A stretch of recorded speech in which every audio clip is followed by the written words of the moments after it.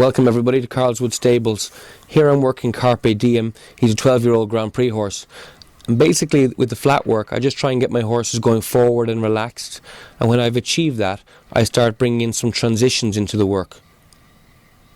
We do a lot of transitions because I get the horses off their front, and I suppose this is what show jumping is all about, being able to get the horses to go forward and back easily without resistance. In the canter, I try and make sure that I'm covering enough ground. For show jumping, we want to cover at a 12-foot stride. Every canter stride is 12 foot, and therefore it's important not to work the horses too slowly at home. I want to work the horse in a nice rhythm, and gradually I ask the horse to come forward and back. I like to have him in front of my leg, move him forward and ask him to come back easily. At home, as part of my flat work, I like to use canter poles. The poles are set providing that the horse is covering a 12-foot stride. So for instance, on this line 3 strides, I place it at 14 yards apart. So it's 1 yard for the horse to land and then 4 for each stride. That's 1 stride,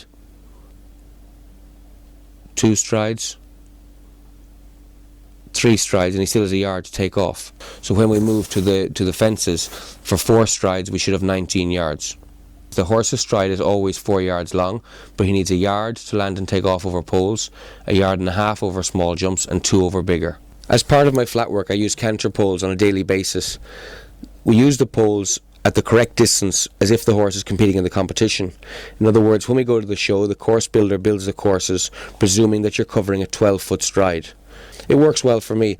I like using the canter poles because it ensures that the horse is covering enough ground firstly, and when you use the poles as if they are fences. In other words, you can make lines, a pole to a pole on 3 strides and then 4 strides after it. You can practice going forward and back, which is what show jumping is all about, being able to get the horse to come back easily without resistance. So after we've warmed the horse up, we have him going forward and back over the canter poles and he's relaxed.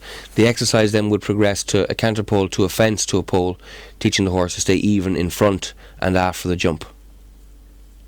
I like to use an oxer because it's hard for the rider to have good balance on landing, and as the oxer gets wider, it adds an added difficulty to it. As in the practice arena, I often like to finish up with a tall vertical to make sure the horse backs off and that he's jumping in a good way. So you'll see the horse, see his ears pricked, really watching the fence, and weights up very well on landing.